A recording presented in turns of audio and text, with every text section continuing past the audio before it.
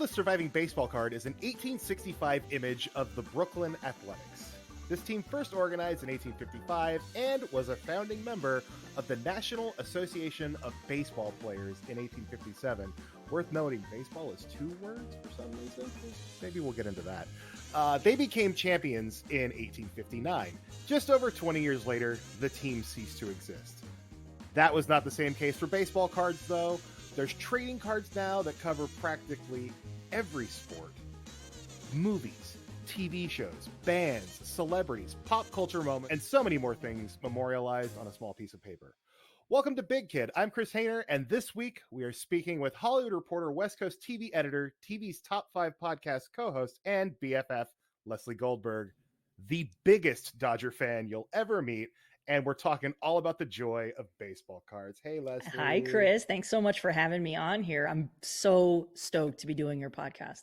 You've actually been a tremendous guest and fill-in co-host on Top 5 a couple times. And it's so that's fun right. to do this with such a great topic and with one of my bestest friends. Absolutely one of my very best friends. And someone who I feel like every time I hang out with you, I learn 17 new things about the trading card community, because holy cow, and I've now been to shops and whatnot where they're selling packs of cards for hundreds of dollars, and it blows my mind every time. Yeah. Before getting into the now of it, like, you've been doing this since you were a kid, yeah? Yeah. So I first started collecting, I think I was about 12 years old. This is like, I used to joke that baseball cards and Legos were like perfect only child things to do. And I did both. Now my wife does one and I do the other. But yeah, I started collecting because I was really I got everyone in my school, I grew up in the 80s, was very into Garbage Pail Kids. And I looked in the phone book, remember phone books, to find a baseball card shop. And there was one not too far from my house that sold Garbage Pail Kids. And I walked in there. It was Beverly Hills Baseball Card Shop. And I walked in there to buy Garbage Pail Kids. And I looked around and I was just like, oh my God, I am in heaven. Because at that point, I would spend summers with my grandparents because at the time, my parents both worked full time. And my grandpa Leo, every Wednesday during the summer, this dude, Walt, came over to clean his pool. And they go back years and years and years, or they did at the time. Anyway, this is again the 80s. And they would just talk Dodgers, Angels, baseball. And I just so badly wanted to be one of the guys. So I started watching a lot of baseball, but yet it didn't connect that I could do baseball cards. So until I actually went in to buy Garbage Pail Kids, walked in and I was just like, oh my God, look, there's a Tony Gwynn rookie. Oh my God, a Roger Clemens rookie. We were just talking about these guys like Wade Boggs, Don Mattingly. Like, will anyone ever hit 400? We had just had this conversation. And yeah, I bought Garbage Pail Kids that day. And then that was the first and only time I've ever bought Garbage Pail Kids. But it was like, you can call it a gateway drug. I love that so much. I love the fact that, like, yeah, Garbage Pail Kids quickly became a thing of the past. Yeah, but they're back though. Topps is remaking them. It's true, and they, like, I'm gonna be honest, they still make me chuckle, and that's all I can really ask. Beverly Hills Card Shop, I think you took. I did. I actually wound up working for Beverly Hills Card Shop, or Beverly Hills Baseball Card Shop. Best in the West. We only sound expensive. How may I help you? Is how I used to answer the phone for a while. It was a fun job. But yeah, that was my second job as a kid. My first job, I worked the baseball card counter at Golden Apple here in LA, which they used to have a Pico store, Pico Boulevard. And I was the baseball card person. I got hired there when I was 14 and I worked there all the way until I was about 17. And then I went to work for Matt, the owner, Matt Fettergreen at Beverly Hills Baseball Card Shop, who I had known again since I was 12. And I did that all the way through college. So you worked at the two cool, like, honestly, if anyone listening is from LA, like, Golden Apple Comics is the stuff of legend. It's the LA comic book store. Yeah. And Beverly Hills Baseball Card Shop was the card shop, the same way Golden Apple was the comic book shop. So it used to get, I think it recently did, like, LA's Magazine's best baseball card shop. Now that I live in Burbank, which, Beverly Hills and Burbank is not very close, there's a great shop here in Burbank that my wife took you to as well, Burbank Sports Cards. Yeah.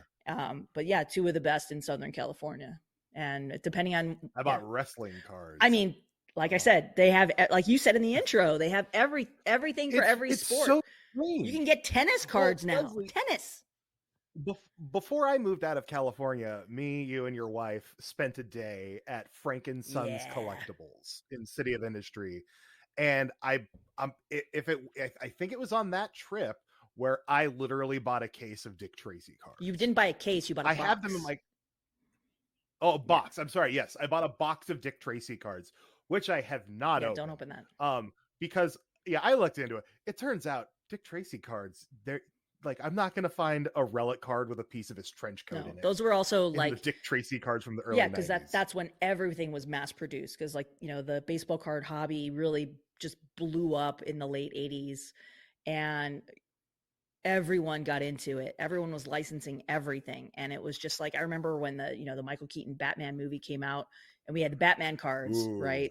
That Topps made, and it was just like, those used to be in our bargain bins for $5 a box a few years later because they were so mass produced. And again, it's not like you're going to open it and find like a piece of like Batman's mask in the card like you can today. Oh, that would be so cool though. Yeah. I mean, the cards today are honestly so much cooler. Warner Brothers, it's time. It's really nice. Well, okay, so you said the card boom of like it was the late 80s. What do you know what was sort of the root cause of that? Because in my mind, it's just Jose Canseco. I mean, Canseco was my favorite player growing up, which we've talked about before. Because I know you're, and he's your favorite player now. Cool, with all his cool tattoos. No, does he have tattoos now? Sure. Oh God, I don't want to know. I think he has like belly and. I mean, he's batshit crazy. Let's be honest. Oh yeah. And I still have a Canseco collection. It's in the garage in a giant tub. I also have a Canseco collection. It's just the Pepsi cards that were released with Jose Canseco on them. I have them in my closet. Those too. But yeah, it was, basically everyone realized that there was a lot of money in the hobby, and General Motors bought Donruss, which was one of the big three trading card companies at the time. Okay. They bought Donruss in, I want to say 89, or wait, it might've been like 87, 88, 86, somewhere in the late 80s. Let me do a clean take. Okay. They bought Donruss sometime in the late 80s. And at one point, baseball cards, it kind of works. It doesn't kind of work. It is basically just like supply and demand, right? So if you have the hottest guy on the planet, right? Like, I'm going to name a Dodger rookie this season who I really like, James Outman. So if you have a James Outman rookie card, and it's limited and it's autographed and it's numbered to 300, and he hits 60 home runs in a season, that card is going to go bonkers. It's going to act like a stock. So in the late 80s, a lot of these companies realized like, oh, well, people were really paying attention to all of these rookies. 86 was an awesome rookie class, right? At the time, Barry Bonds, Jose Canseco, Bo Jackson, Wally Joyner, Bobby Bonilla. Like, it was just stacked with prospects, and the hobby went nuts. And these companies realized that so many collectors are just buying packs and trying to make complete sets and everything else, and stockpiling rookies like as if they were stocks. So they're like, well, shit, let me go buy this card company and we'll just keep the printing presses going all year long. Except these cards used to be print to order. So that meant in 1985, which was also, looking back, an awesome set with loads of rookies that are now Hall of Famers, right? Kirby Puckett, rookie. Roger Clemens, not a Hall of Famer, but he should be.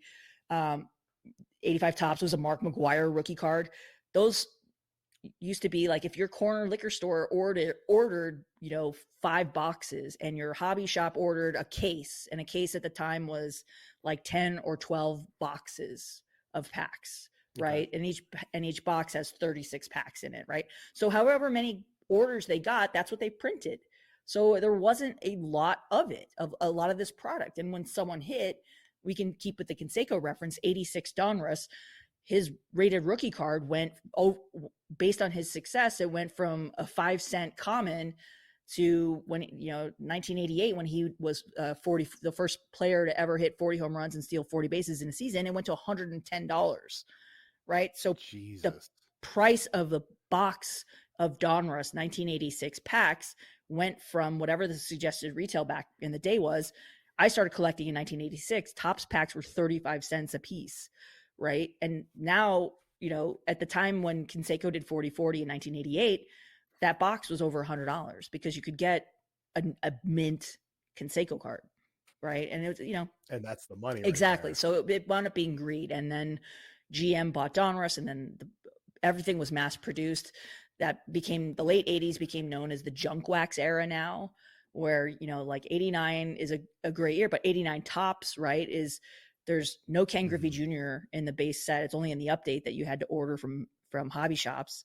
Didn't come in packs. So that there's like nothing in there, right? The best card you can get is like a Craig Jeffries rookie. Like, who the fuck remembers Craig Jeffries, right? Right, but it's all mass produced and there's nothing big in it, except now so much has changed with the hobby, and I'm jumping all over the place because I love talking about this subject. But it's like PSA, right? Professional Sports Cards Authenticators. You can take, a 19. Wait, is that what PSA stands for? And you can. I did not know that, and I have PSA you can take like a 1989 Topps Cal Ripken Jr. Not his rookie cards. Rookie card is 82. So ungraded, it's like $1. But if you grade it and it comes back a perfect 10, it's like a $200 card. So that's made all these junk wax boxes that we used to sell for $5 a piece really soar, because interest in grading, and people who, there are people who do PSA, they'll register a set, meaning they'll get every single card in that set, which was at the time over 700 cards, almost 800 cards actually, graded, and they try to get 10s across the board, and that's a ridiculous waste of money on things that have impossible. But that's, again, there's like, you want to talk about people who collect anything and everything. There's a lane for that. There's a lane for almost everything now. One of my best friends is also a fellow baseball card collector, and she's a big Juan Soto fan, loves the Nationals, loves the Yankees. Her next thing that she's going to collect is cards with players blowing bubbles on them. Right? Like, how fun is that? Like, super fun. Oh, like bubblegum bubbles? Yeah, players popping bubbles. Oh, like, that's super fun, right? Like, there's a cool Ken Griffey Jr. card that I just sent her from 1995 where he's got this huge bubble, right? But it's like there's something for everyone. And I think that's part of what makes collecting so much fun. Obviously there are things that are much more universal, right? Like, I'm a big Dodger fan. A lot of people collect Dodger stuff, especially here in Southern California. I also, a big part of my collection is the All-American Girls Professional Baseball League, the actual league that inspired a league of their own. I collect anything I can get from the original league. If there's something that's related to the movie, absolutely, and it's collectible for sure. I went on Etsy and bought some cool League of Their Own stuff from the Amazon show that was made by fans, but that's, again, just for fun. Right. Yeah, I'm all over the place, man. I'm sorry, but this is fun. Oh, no. This is actually great, because like what I love so much about the way you collect is you're still breaking packs, looking for the new rookies, looking for the people you like, looking for Dodgers stuff. But at the same time, you've walked me through a big chunk of your collection, and you have like genuinely historic artifacts in your collection. And like the what is it, the All-American Girls? Yeah, the AAP. League? Is that what it was? Yeah, the All-American Girls Professional Baseball League. It rolls right off the tongue. Like, yeah, if only they had something as easy as MLB, right. A thing that makes sense to say. But like, no, you have like incredible little pieces of history that you've been able, like, that honestly, if a collector like yourself didn't care, like these are important pieces of baseball history that would just be lost to time. Right. But I mean, that's like, and the fact that you can do that is so cool. Yeah. I mean, like I said, there's people collect anything and everything. And one of my biggest regrets in being a collector and was all those years working retail, especially at Beverly Hills Baseball Card Shop, I used to hear the owner, Matt, give the same spiel over and over and over again, saying, you can't go wrong with vintage. A player like Sandy Koufax isn't going to slip and fall in the shower and, wind up on the injured list for 6 weeks and see the value of his cards go down, right? You look at a guy like Fernando Tatis, and obviously I'm not a Padre fan, but the guy tested positive for performance enhancing drugs. The value of his cards dropped, right? That's a stain on his career. Yeah. No matter how well he does when he comes back, if he does well at all. I mean, he's tearing it up in the minors. He comes back this week. But like, I mean, I don't it's know. supply Barry and demand. Bonds seemed to do pretty okay. Well, yeah, but he's not even in the Hall of Fame, right? That's true. Which is nuts too. We talked about Clemens, Bonds, Barry Bonds belongs in there. Pete Rose belongs in there. But anyway, yeah, I mean, I agree with Pete Rose too. My big regret is not listening to Matt and buying vintage back then, because vintage being like turn of the century stuff, that, you know, like Ty Cobb's, you know, Jackie Robinson cards, Sandy Koufax, Hank Aaron, Roberto Clemente, all, you know, Willie Mays, you know, the greats of our game from the 50s and 60s. And that's something that I really got back into, you know, probably about 3 to 5 years ago. I was actually coming back from press tour one day, and I happened to be passing by Beverly Hills Baseball Card Shop, and I was like, you know, I haven't been in there forever, and you know, I've known Matt since I was a kid. Obviously, worked for him for a very long time, so I figured, oh, you know, I'm gonna stop in and say hello. And he had a Koufax rookie, a Sandy Koufax rookie, and I'm watching a ton of Dodger stuff, and I'm sitting here thinking, like, I don't even have a Koufax rookie. That's ridiculous. I should have a Koufax rookie. So I bought a Koufax rookie from him for $500, and that wound up being a gateway drug for me into collecting vintage again. And I still do packs. It's gambling, really, but you know, oh my god, it's absolutely gambling. But like, you know, if I go in there to a baseball card shop and I'm thinking, okay, I'm gonna spend $300, and maybe, you know, less than half of that will be on packs, and the rest I'll pick out a nice single card that I know that in case I strike out in the packs, I still am covered. You know, I didn't, you know, just burn $300. Well, then when, like, going back to when you were doing this as a kid, when did it switch from like buying all your favorite current players to looking back at stuff from the past? Or was that just something that only popped up in the last few years? That's actually popped up in the last few years. You know, I was a weekend warrior growing up, and that meant, in addition to working at the baseball card shops, whether it was Golden Apple or at Beverly Hills, I would do baseball card shows on the weekends. You know, I didn't have a driver's license, but my mom would drive me all over the place, and I would set up as a little dealer. I had my showcases, and I would sell stuff. You know, like I bought packs, and I had these cards, and I can, you know, move them, or I would invest in a player that I thought would do really, really well. And if the guy started hitting and I had it in the right place, I would make money, and then I would just reinvest that money. And it was like my own little business. My mom made me business cards. I was 15. She called me the Queen of Diamonds because of the baseball reference, which is super cute. And she is a big jewelry fan, so it was cute at the time. I love it. But yeah, it was like, you know, I never really got into the vintage stuff then. At the time, everything was Jose Canseco. Like, I have, you know, those collecting binders, right? They're like the 4-inch big binders and the 9-pocket sheets. Oh yeah. I think I have probably about 8 of those binders filled just with Jose Canseco cards. Yeah. Wow. And I mean, it wasn't just like one of each. It was like super rare ones. And then some of my favorite ones I would have, like the 87 Topps, which is my first Jose Canseco card. I must have 200 or 300 of those. People just kept giving them to me over time because they knew that I collected him. And then when he stopped being someone that was in demand, then it really rained. You know, it was like, oh, I don't want this. Take this shit. That is no longer in demand is a very nice way of putting it. Well, I called him batshit crazy earlier, so. Yeah.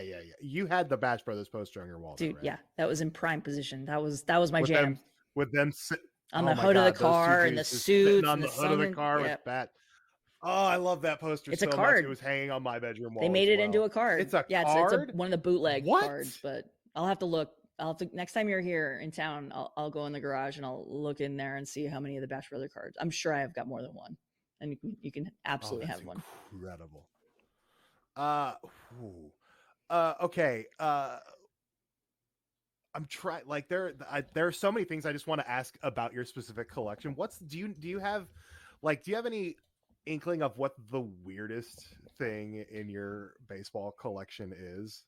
Huh? Like something that's just like it's bizarre that you have it. Like bizarre? I don't think anything I have is bizarre. Because I'm much more now. My collection's obviously a lot more pared down than it used to be when I was growing up because Uh, you move a lot and you wind up paring things down, especially yes, you heavy do. things like I baseball cards. I hesitate Yeah. to think about what Jar Jar Binks stuff I'm gonna have to throw away when we Oh my move. God. The answer is none, Chris, because you will wind up having regrets. I can't look. He's got a clock right I back mean, here. It's just a Jar these are Jar. things that you have spent hard earned money on, Chris. Oh boy, Yeah. have I! And I would say I'm not gonna say bizarre, but I think something that I got in the past year that I was really excited to add to my collection is a ticket stub from one of the actual All American Girls professional baseball games from the actual league of their own that I inspired the movie. yeah, Yeah, you showed me it's that, pretty and cool. It's it's tiny. Yeah, bananas to think that this is a little piece of paper that was yeah, there that yeah. day. Like it, that's what I'm talking about when I'm saying like you own baseball history, and it's so straight. Like how is Major League Baseball not hoarding all of this stuff for to put in some kind of vault to make sure like after the world ends, baseball is still Oh around? man, that would be so cool. But I think honestly, that's probably what the Baseball Hall of Fame is. Although I've never made it there, which is the most crazy thing too. Yeah, I know. What? It's number one on my bucket list is going to Cooperstown. But my Okay, okay, plan, good. my favorite player right now is Clayton Kershaw, starter for the Dodgers, just won his 200th game. Oh, you don't say. I figure he's got this year, maybe next year, and then there's usually like a 5-year waiting period until you're elected by the baseball writers into the Hall of Fame. When he gets in Hmm. there, I want to go for his induction weekend. That's my plan. I think that's Yeah, I think so doable. too. Do you get to meet him? Probably Like, do they not, do not meet unless and I know greets with him? somebody, but it would just be cool to be there. My friends went. My softball teammates went. They're big Angel fans, and they loved uh, Vlad Guerrero Sr. So when he was inducted Hmm. into the hall, they went to Cooperstown and like watched the parade and got autographs and all this other stuff. And I was just, yeah, I want that except with Kershaw. But How have you not looked into getting baseball cards for your softball team yet? Topps actually does custom cards on their website. I think they actually may have recently suspended it but I'm not sure if it's what's going on with it. But yeah, that's a good point.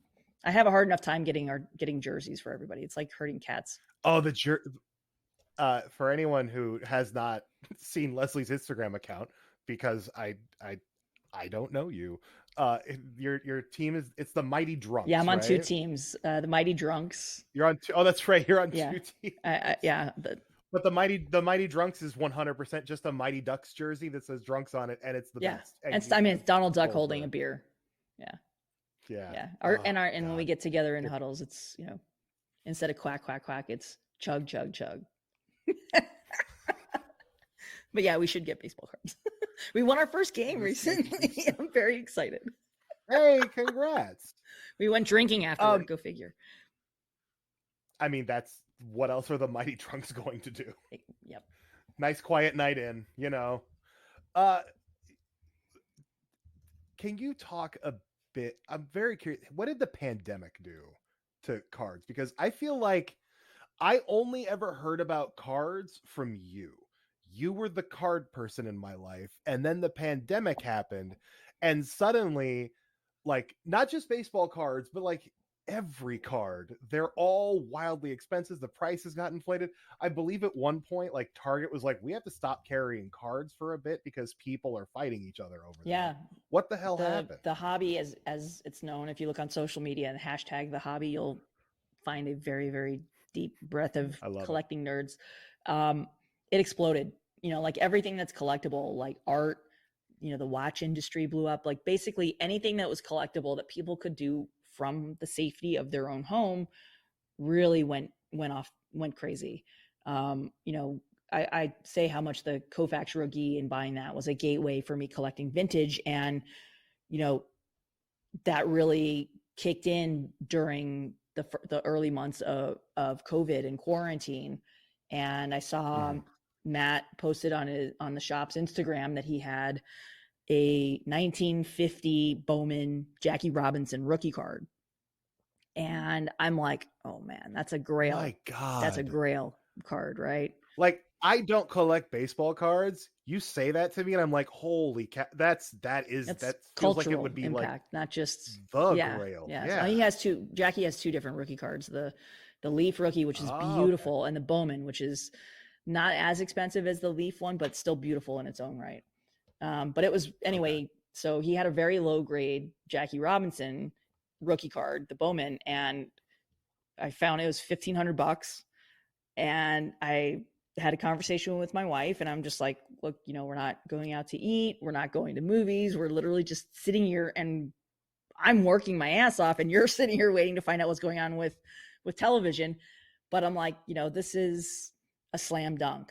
This is as safe an investment as you will ever see in collectibles. And this is well before my wife really became a collector of cards and trading cards in her own right.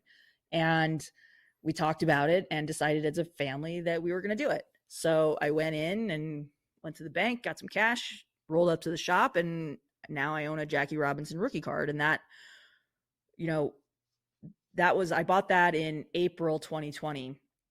By October 2020, it had gone from the $1,500 I paid. I talked to the owner, and he was just like, yeah, if you want to sell that back to me, I can get you $8,000 for it. And that was in 6 months. What? It's not worth that anymore. It's come down to earth a little bit more, but it's still, I'm still doing very well. The hobby exploded. Right. Yeah, I bought it at the right time. Although if I had bought it when I was a kid and I was originally working at the shop, it wouldn't have been $1,500. But instead I bought Barry Bonds rookies and Roger Clemens rookies and a lot of dumb Jose Canseco's. Hey, at least you picked people who played baseball well. Like, it could have been way worse. You could have just loaded up with like a bunch of Carlton Fisk cards. I have a Carlton Fisk rookie. He's a Hall of Famer too. I like as a kid. So my grandmother on my mother's side was Mae Fisk.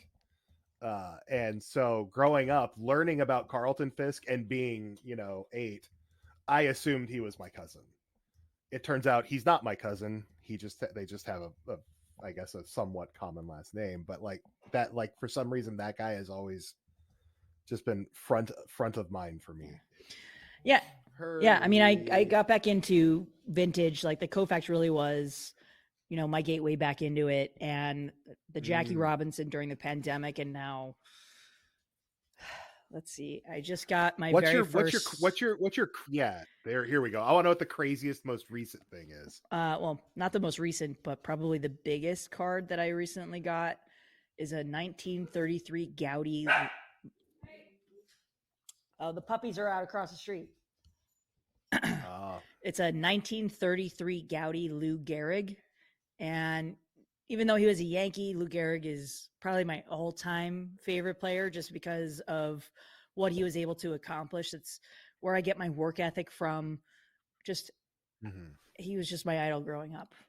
When you're a little kid and you're in English class. He was able to accomplish it as a Yankee. Yeah, I mean, look, when you're a little kid, in elementary school and you have to do book reports or whatever, I was just constantly doing baseball books. And my favorite one was all about Lou Gehrig. And it just stuck with me my whole adult life. And he continues to influence me today. And that card in good condition is thousands of dollars. And mine is literally missing paper and it's water damaged, and it's graded a PSA authentic, which means it's not even good enough for a 1.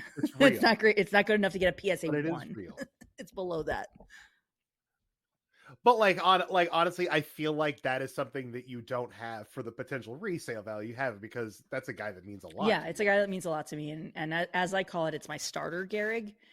So at some point down the line, if I'm able to upgrade it to one in better condition, I will. But for now, I have a really, really nice Lou Gehrig card in my collection. So I love that. And you also reminded me, you were writing book reports about Lou Gehrig when you were a kid. It should come as a surprise to nobody who knows me well. I recently found a book report I wrote about Walt Disney. In 3rd or 4th grade. You like Walt Disney? No. I know it's a huge shock to everyone who's ever met me. stay tuned. There will be so many Disneyland episodes coming throughout the life of this Publish podcast it. because there's a lot to Publish it, talk man. about. But that's oh my god. I should. Yeah, I do should. a I have it dramatic, in a do a crate reading with of it like. on the pod, man. Oh, that sounds fun. I'll have to wear my all my Cub Scout and Weeblo badges and pins and hat and everything are in the same box with it. So clearly, I just got to dress the role. Yeah, I recently found a box of patches that I had as a kid too, and it was everything from the Star Wars fan club. I have an OG Indiana Jones patch, some other stuff, things from like cruises and things that my family took when I was growing up. But yeah. That stuff feels like it would be so worth so much money now. You can't really tell it's original. Only I know it's original because I didn't buy any of these things. Okay. Yeah, I mean I know it's original because it was literally sitting at my mom's house until I opened up the box. So, and it's definitely from my childhood. And somewhere I think I just found all of the all my original Star Wars action figures, which I was into well before baseball cards, and all the actual. I was at your house right after you got them. Yeah. I remember showing them to you. Yeah, we went through all of them, and you had not just the little like what 3 3/4. I had the big 12 inches or whatever too, they were. You had the big boys. Yeah. You had all of them, including Leia with her incredible. I could never get those stupid buttons back in order. I never had a doll. That's what I had instead. I had Star Wars dolls. But I never had a Cabbage Patch or a Barbie, which should tell you everything about my childhood right there. my brother's daughter is like prime Barbie age, and so when her parents were like, yeah, she's in the Barbies and stuff, I went on Amazon and I found the modern equivalent of those Star Wars dolls, which like there's a bunch of them and they're all dope, and like Rey comes with BB-8 and they're like scaled with Barbie. Like, this is a whole thing I could yell about for hours when people don't take action figure scaling into account. Like, that's an important thing to like keep in mind with anything, because they don't make Star Wars, those retro figures. I understand why they exist, but they're not in scale with like anything else in the world these days. Yeah, I mean, I can't. Everything should just be a standard. I mean, I just remember the old starting lineup figurines that came out in like the late 80s, and each one came with a baseball card. They made action figure, not action figures. They made basketball ones after the baseball ones took off, and they all look the same.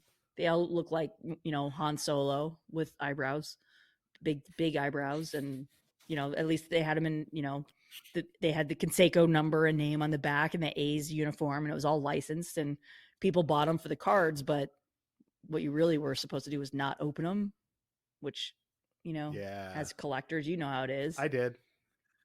I know, but I opened mine. I had a whole tub of them, and I sold them at a garage sale, but they were all unopened. Oh, yeah. Wow. Have you seen the new ones? They're huge. They're like, I mean, I remember when when Todd McFarlane they look came in. So cool. I remember when McFarlane took over the starting lineup figurines, and then they actually started to look like some of the players, but then they just got really big.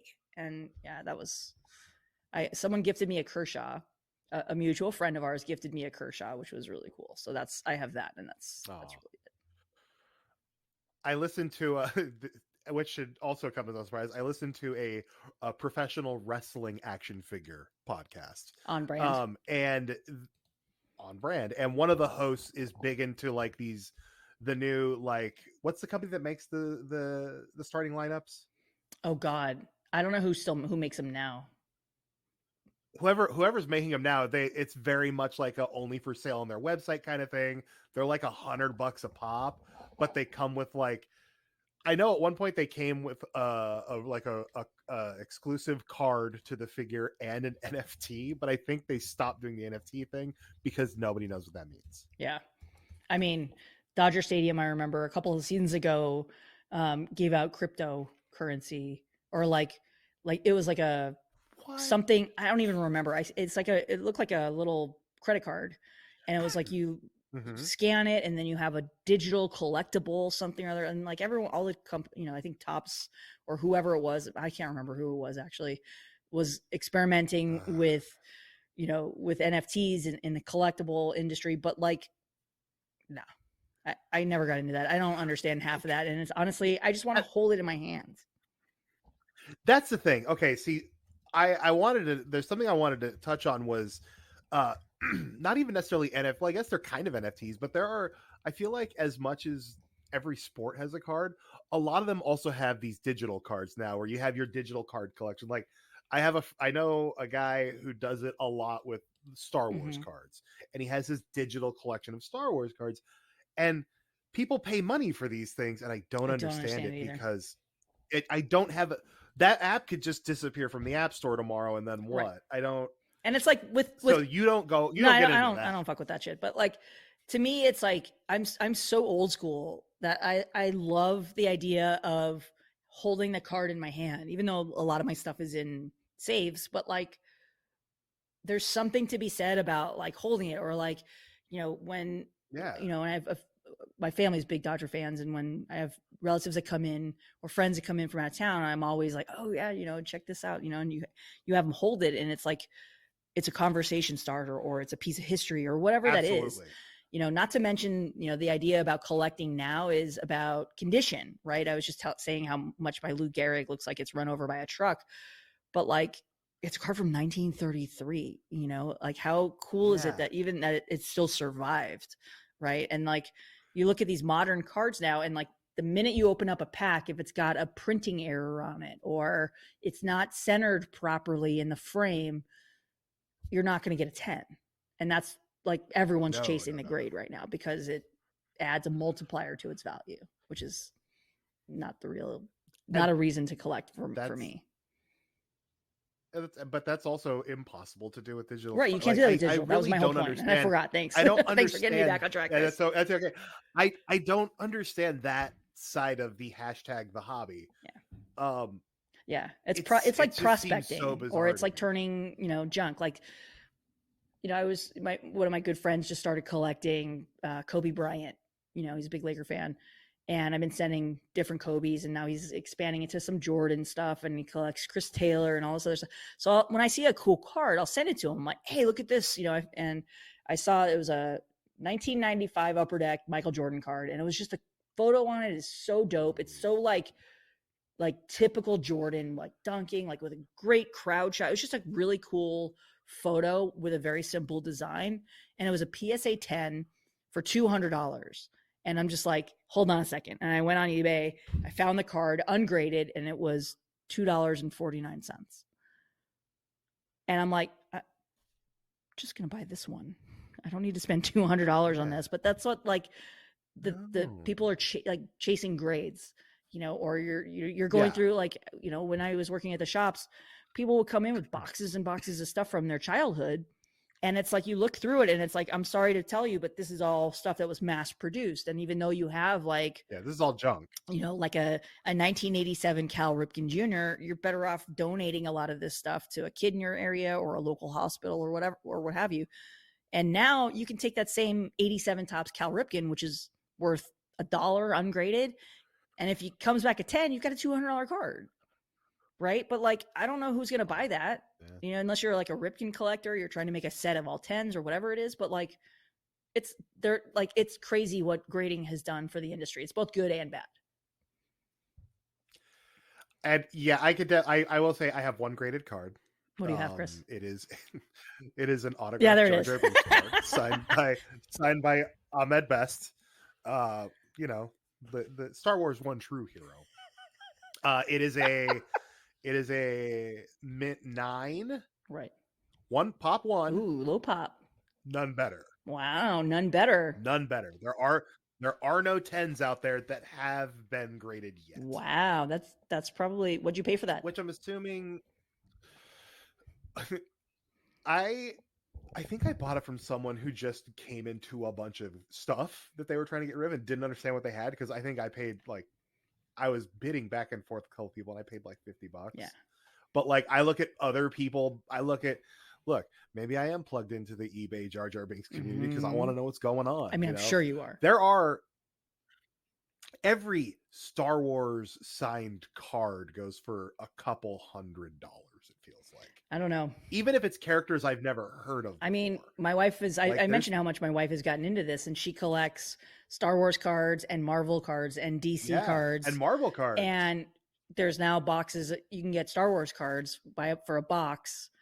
And it's all you get in the box is one card. It's autographed. You don't know who you're getting. And the boxes go for like 75, 80 bucks retail. Yeah. And you can get a card in there that is on eBay for $4. Like of someone you've never heard of, a character that doesn't matter, that's not played by a big name person. But then, she'll pull something. She had some card that was numbered of 5, signed by 2 people. One of them was Freddie Prinze Jr., who I didn't even know was in the Star Wars family. Oh, I will tell you, Freddie Prinze Jr. played Jedi Knight Kanan Jarrus in Star Wars Rebels. Well, there you go. We traded that in for credit, and I used it to get a Bob Gibson rookie card. So, sorry. Hell yeah. I will say but the thing about sports is, like, with sports you can have relic cards. Yeah. Well, you can do that with non-sports too. You can. Well, and what I like, I don't know how many brands or properties do this, but like the Star Wars cards, they will have cards with original sketch art on them. Yeah. From noted artists, and that's like the big rarity for that sort of thing. That stuff blows my mind because you're just literally opening art. Yeah, I mean, again, that's what's one of the things that's so fun about the hobby today is no matter what you collect, the manufacturers of these cards have found ways to just really take it beyond those like 1989 Batman cards with Michael Keaton, right? It was like, here's 100 cards in the base set and 10 stickers, and you get a sticker in every pack, and that's it. Now it's like even just the base Topps product, the 2023 Topps baseball cards series 1, which just came out. There's insert cards, like there's throwbacks. They're doing it. They're doing an homage to the 1988 Topps set. So you can get rarities of those. There's refractors, and there's cards that are manufactured to be intentionally rare, right? So they understand the concept of supply and demand, right? So it's like you can get a numbered relic like a piece of a jersey of, I don't know, of Aaron Judge. You can get a piece of Aaron Judge's jersey in a card and have it be numbered anywhere from $299, $500, whatever it is. Now there's one of ones, right? There's, collectors now, they're calling it collecting a rainbow because there's so many different variations of these cards. It's like, the Topps Chrome product, which is their high-end version. It's like you can get the regular base card, a regular refractor, and then it's the gold one-of-one refractor, and a pink refractor, and a sepia refractor, and a black and white refractor, and then a purple speckle refractor, and then the silver diamond refractor, and then the MLB logo refractor. And it's like there's so many different things and ways that you can collect today. It's rare to find people that have the exact same collection. It's like I can be a Dodger fan, but I like Dodger rookies. I love collecting rookie cards because, again, for me, it's like stocks.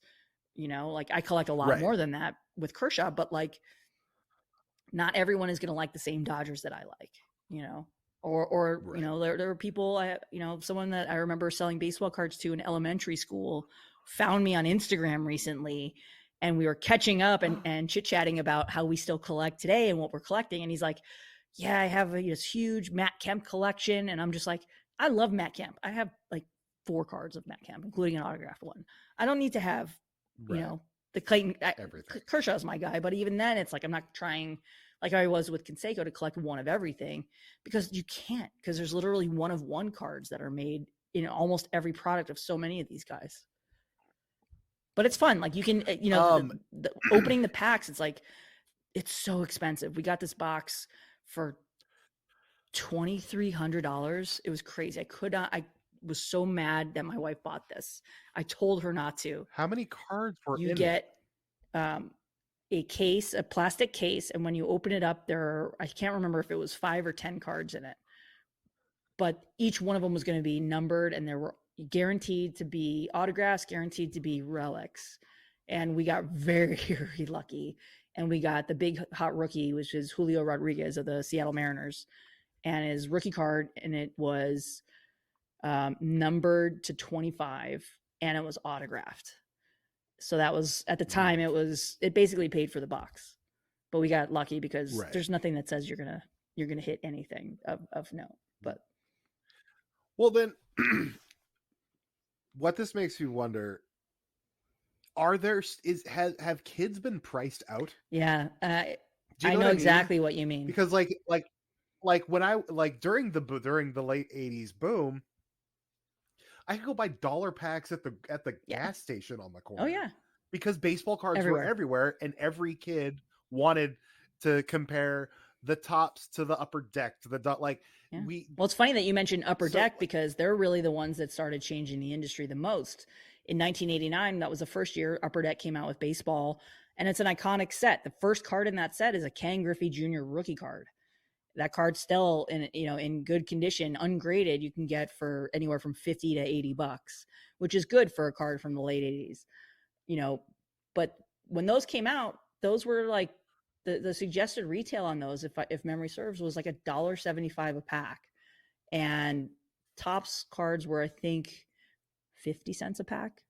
Same with Donruss. Mhm.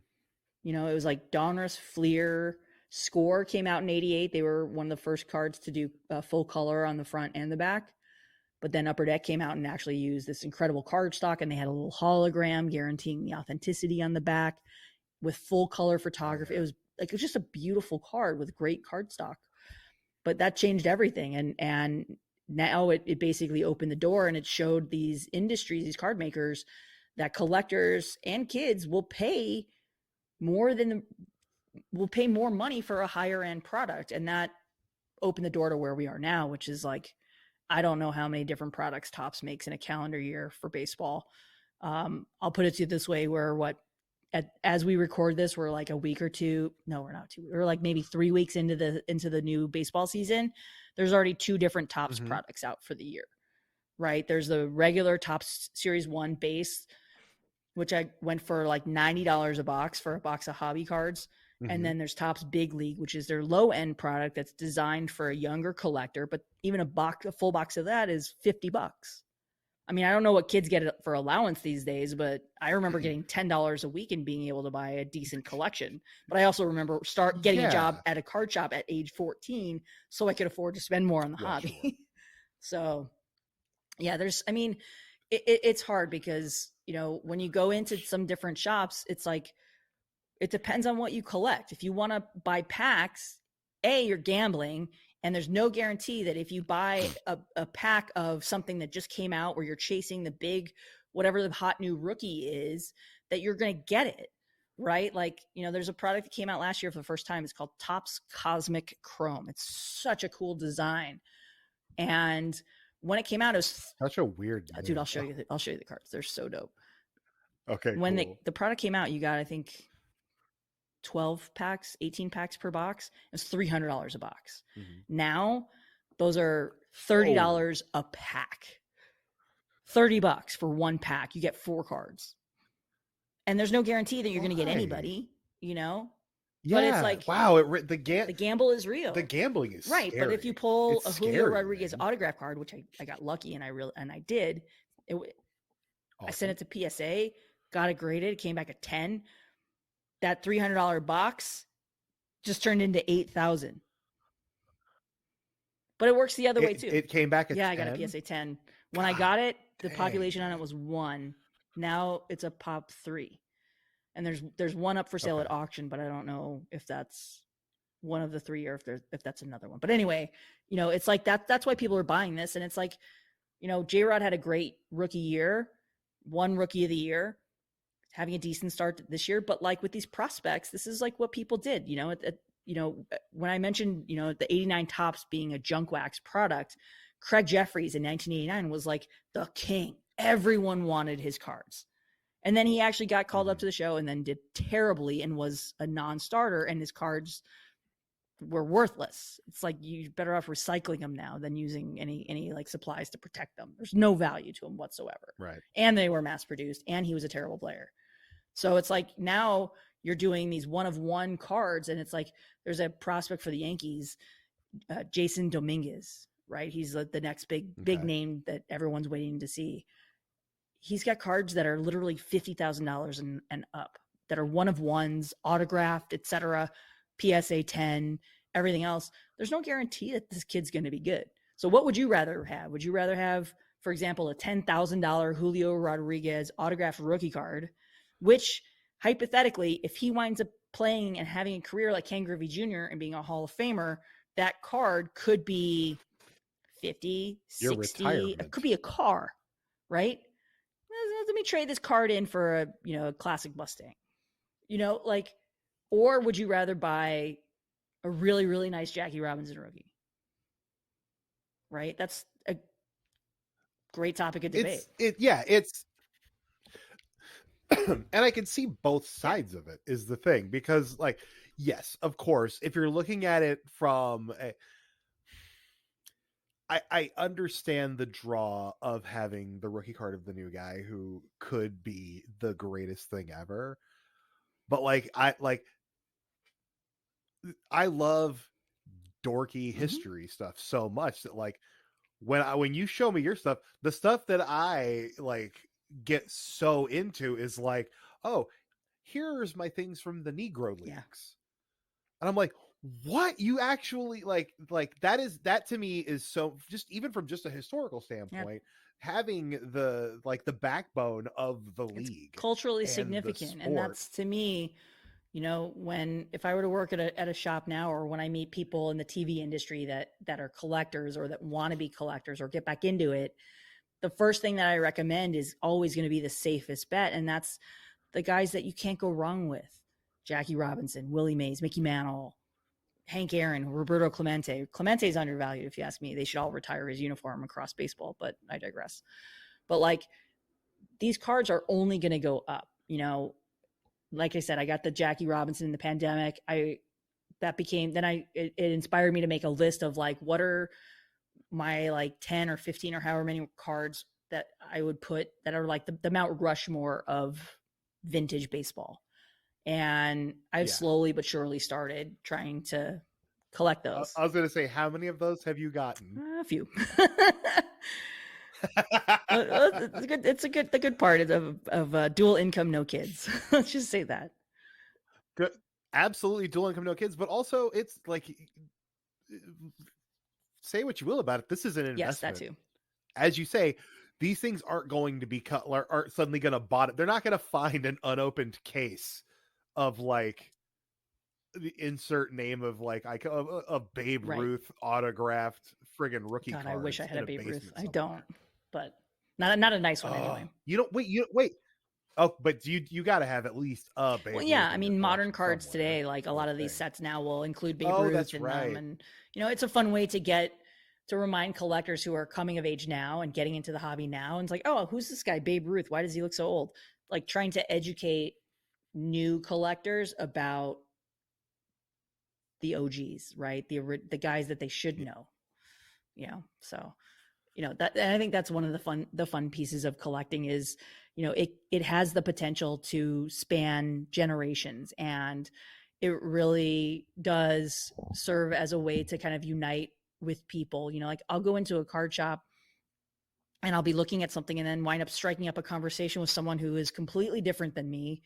And, it's like, I was there recently, and there was an older gentleman in there, and I was like, oh, I was guessing, I was like, oh, he's probably here waiting to sell some stuff that he found, in his garage, or stuff that his kids left him, and when they moved out. And it turned out he was just getting back into collecting, and diehard Republican, which is the opposite of me. And he's a firefighter. He was a firefighter in his career, and he's telling me all this stuff about himself. And I'm just like, we have absolutely nothing in common. And yet he's sitting here going, oh yeah, and I'm a Dodger fan too. And I was just like, well, there we go. Now we have something in common, and never mind the fact that we collect, but it's like, here's our lane. We have a similar lane, so I don't know. Right. I'm rambling at this point, but to me, it's like, you can tell I clearly love talking about this hobby. I always say baseball was my first love in life, and collecting has been something that I've always turned to. Like, when I was young, as an only child, I was not very social, and I had trouble talking to people who were my own age. I always got along well with people who were older, and once I started collecting and doing my own baseball card business and learning about the hobby and the sport, it just helped me really kind of figure out who I was. And baseball and baseball cards wound up becoming such a big part of my identity, not to mention what I do for fun today. And going back, I'm not going to date myself here, but I already have, but going back years here, but it's just, I don't know. It to me, it's like I love the title of your show because I do feel like a big kid. You go into like a hobby shop, and you're there with kids that are just collecting, but they're like hearing these kids talk now, and it's like, oh yeah, whatever you want, the LeBron rookie in this, and some kid was in there recently, and when I was there, and he and his dad spent $10,000 on an unopened box of some basketball product from like the 90s, and each box comes with, your chance of getting like a numbered something or other. I don't collect basketball, but like, and I just remember, there was a huge crowd of people watching them open this product. And the owner came out and he was like recording this on Instagram, and the kid pulls this like $30,000 Scottie Pippen card. And I was just like, and he's like, it's numbered, like whatever it was numbered. He was freaking out. And I'm just like, yeah, that was me, 1987, the day I found out that Topps came out after a very long off season.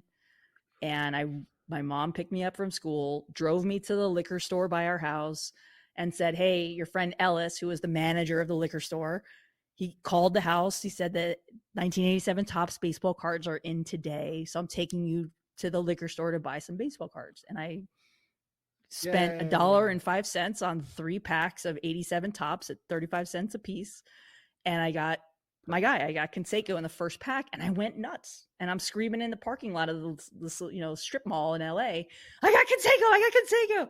And that's also why I probably have a few hundred 1987 Topps with the Conseco cards, because that card is still meaningful to me, because I have that very vivid memory that will always be part of me. And even though that card's worth nothing now, it's like, here's this kid pulling this expensive Scottie Pippen card. Who knows? I don't think he's a Scottie Pippen collector. He was just jazzed that he pulled a card that was worth a shit ton of money. That was worth more than what they paid for it. You come out on top on that, but we're gonna break even. We're gonna get this graded and make a shit ton of money. Yeah, I will say, the first time you took me to a card shop was to Beverly Hills Card Shop, and you were already in a good jovial mood, but I remember as we walked in, it was like you lit up because you were home. I grew up working there. Yeah. And then you just showed me everything. Yeah, that's. And it was, and then most recently with your wife, we went to the shop in Burbank, and the thing that struck me there is when we walked in, there were kids in this corner, there was an old guy in this corner, and then there was just everyone just milling around, and it was like, oh, everyone loves this. Like, I love that sort of thing. It doesn't have to be. You're with your people. That is kind of right. Yeah, it's like Comic-Con, except you're at a baseball card shop. Yeah, and it's fantastic. I couldn't want it any more. I'm gonna hit you with a couple quick final questions, and then I will let you go. I could talk about this forever with you, Chris. This is so fun. I love this podcast already. And this is so good. Then, who is the hardest person, or I guess who's like? Is there? I have a feeling it might be Babe Ruth, based on the way you said that you don't have a Babe Ruth. Like, is there someone that is far and away this person's cards are the most expensive across the board, or the hardest to find? That you're talking about the most expensive card. And there's a couple ways to look at this now. It didn't used to be this way, but traditionally the 1912 T206 Honus Wagner is considered the pinnacle of collecting. And this is a player. Honus Wagner is a baseball Hall of Famer. And the T cards stands for tobacco. At the time, they used to use they were little narrow cards, right? Maybe like 3 inches tall by like an inch wide. And they would package the baseball cards with tobacco, because tobacco was being marketed to children in that era. And Honus Wagner, I know, right? It's crazy. Again, we're talking about history. And Honus Wagner at the time was like, this is wrong. We should not be marketing tobacco to children. And he objected to the use of his card to sell tobacco to kids. So the company who manufactured them had to pull them from the product. So there are maybe Oh. 50-ish copies of the 1912 Honus Wagner card in circulation. And now with professional grading like PSA and all the other services that do it, the value of that Wagner card continues to increase based on the condition. I don't know what the highest condition one of those that's available is. There used to be one way back in the day that Wayne Gretzky and Bruce McNall, the former owner of the Kings, bought together in auction and paid $1 million for that. That card has sold my God. and that was in the 90s. That card is worth far more than that now. More recently, again, thanks to grading, in 1952 Topps Mickey Mantle rookie card. Again, this is a card, look it up, 1952 Topps Mickey Mantle.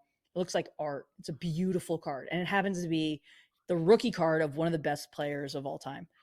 So in 1952, much like the way they do it now, is they used to split the run. Oh my God. Yeah, it's a beautiful card. Right? I'm looking at it. This is a beautiful card. It looks like it's art. I love this about old cards. They're paintings. Yeah, it looks like they're art. Not photos. So in 1952, much like the way they distribute cards now, they make it into Series 1, Series 2.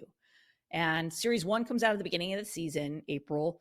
And that's when collectors are super hyped. It's like, oh, the 2023, the new product is out. Just like I ran to the shop. Burbank had a signing with Steve Garvey to celebrate the new arrival of the 2023 Topps. So I got an autographed rookie card, an autographed Steve Garvey, picture with Garvey, and then I bought a box of baseball cards. Like, what a great day. But in 1952, Series 1 would come out in the early part of the season, and Series 2 came out in the later part of the season. Only the problem is that people's interest dipped as the season went on. It's 162 game season. It's a lot of baseball. And they didn't make as much. God, Lesley, I love you, and I love baseball, but baseball season is too many games. And you're not even at the playoffs. But anyway, so the orders for 1952 Topps Series 2 was very low, and Topps had all this extra product. And legend goes that they dumped the stuff, the 1952 Topps Series 2 that didn't sell, they dumped it into the Atlantic Ocean. Well, Mickey Mantle's rookie card is in Series 2, 1952. So that's high numbers are considered a premium value. And they're all short prints because, well, I just explained why. So a Mickey Mantle rookie card that I think it was the highest grade on record. And the story went viral. I just can't remember what grade the card got, but it set a record as the most expensive card ever sold in auction. And I think it was, I can't remember, but it was millions of dollars. I can look it up right now. Yeah, I'm looking now. Yeah, it was sold for $12.6 million. Jesus. Well, look, Lesley, we can throw in together right now and get one on eBay for $190,000. I think I'm all right. At a PSA 3. I'm pretty sure we need to buy a house. Okay. First. Okay. Which all these cards might be a down payment. I'm pretty sure we both need to buy a house. Oh, ooh, that's smart. That's smart. God, that's smart. We'll see. Do you have a personal favorite of your personal collection? Oh, that's hard. Like, what's the one you think about the most? It's like trying to choose your favorite children. You will choose your favorite child. I would probably say the Jackie. I have a couple other things that I got when I was a kid. Things that were autographed. Mm-hmm. I have a lot of memorabilia that I love. It's really hard to pick, Chris. It's like asking, like, do you have a favorite Jar Jar item? And you're like, I don't know. I have 10 or 12 or 50. I would try to pick one now, but like they're currently in a box because I'm rearranging my right. list, but it's like, for me, it's probably the Jackie rookie or again, when I was a big Conseco collector, this is kind of a cool item, but can't remember how I wound up with it. But at the time, before the baseball card manufacturers used to put autographs into packs and certify the authenticity. The best way to guarantee that an autograph was real was a canceled check, right? It's a federal document, right? Yeah. I have a canceled check from when Jose Canseco bought a Porsche outright. So he like wrote it out 23,000 signed by Jose Canseco. So I have a canceled check from signed by Jose Canseco from when he bought his Porsche. That's so And fun. then I also have, and I guarantee you he doesn't have that oh no, Porsche no, no, anymore. no. And I have when I got back into it, shortly after I bought that Koufax rookie, I went back and I bought a Vin Scully canceled check, and it was this huge check, one of those big like corporate type check sizes, the giant ones, signed by Vin, made out to tree people, which I love that he supported tree people. So probably I love all those canceled checks, and as an autograph chaser too, that's always really fun to have. That is a fun little part of it that I hadn't even thought of. Like, that's what autographs used to be. Now it's like I remember going to games and getting so many autographs, but now you've got the nets for safety obviously everywhere, and it makes it really, really hard. Although I did just get Sandy Koufax at a Dodger game recently. So wait, did you get what? Wait, he signed a baseball for me, and he never signs anymore. But I got to tell him how much he meant to me, and reading about him, and just as a kid and a young collector. And when I first got into collecting, I was telling him that I waited in line at a baseball card show for 6 hours to get him and Don Drysdale to sign a ball. Still have it. I love that. I love that. And I guess the last thing I wonder is, do you have your eye on whatever your next grail is? I don't want to ask you like, what is the ultimate piece you want? Because they could be like, well, I want the fucking $12 million card. I would love to have a Mantle rookie, but it's not on my list. I would love a Willie Mays what is on your rookie. That's again also from the 1952 set, but that's a low number. It's still, it would have to be like a Lou Gehrig type thing where it's like run over by a truck and dipped in pudding and shellacked and cut in half type for me to afford it. But yeah, I don't know. The one that was on my list most recently was a Bob Gibson 1959 Topps rookie, and he was a tough guy, legendary to read about, mean, but one of the best pitchers of his generation. And right, yeah, I have an Hank Aaron rookie. I have a Clemente rookie. The closest I'm going to get to a Willie Mays, I just got his third year card, 1954 Topps, which again looks like art. Right now I have my eye on this autographed Vin Scully card on eBay, but it's like way overpriced. But again, it's that's collecting from the heart, or as they call it in the hobby, it's a PC. It's a personal collection item, not necessarily something you buy as an investment, but you buy because you love Jar Jar Binks. Boy, look. Okay, there's this theory of that, like at least in the action figure and like pop culture collecting community, there's this theory that 30 years after a thing is when the price just takes off. I could see that. The Phantom Menace 30-year anniversary is not that far away. So that's when you're going to dump your Jar Jar collection. Absolutely not. Absolutely not. Right. Keep some of it. I'll keep some of it. Look, what's your grail? I keep trying to convince. Huh? Oh, my grail? It's the thing that Nikki tells me I can't have while we still live here. And it is when Phantom Menace was in theaters, some theaters got sent life-size Jar Jar Binkses. Like a cardboard cutout? Like a full statue? No. Like a fully realized statue. God. I'm with Nikki. Do not have that in your house. Look, nah, man. I'm gonna watch. I've got eBay open. Life-size Jar Jar Binks. There's currently one right now that is only $500, but I have to pick it up in Albuquerque, New Mexico. How about this? Why don't you give me $500? I will invest it in baseball cards. And if I can double your money, by next April, then you can go out and use the profits and your nest egg back to go travel to Albuquerque and get your statue. That's going to cost so much more money. Like, no, It the sounds like a point fun is, road I'm trip, not buying Chris. a I don't know what you're talking $500 about. thing. Having driven from the West Coast to the East Coast, it's fine. I'll take your word. After a while, though. Lesley, thank you so much. You're my favorite person. Aw, Chris, you're mine. What do you have to plug? What do I have to plug? Well, there's this great podcast. It's called Big Kid. It's hosted by Chris Hayner. Oh, it is a total blast to listen to and even more fun to be part of. So, Chris, thank you so very much for having me on the show and letting me ramble on about my love of baseball cards. And since Leslie's not going to do it, I will. Lesley co-hosts a truly fantastic. It's a podcast. It's called TV's Top 5.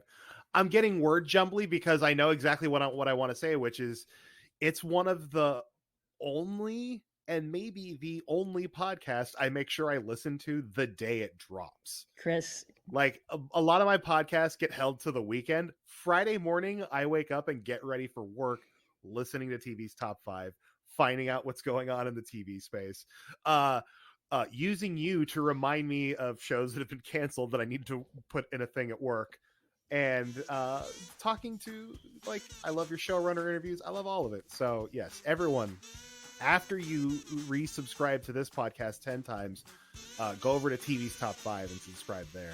And also, I would like to promote your awesome wife who's standing behind you.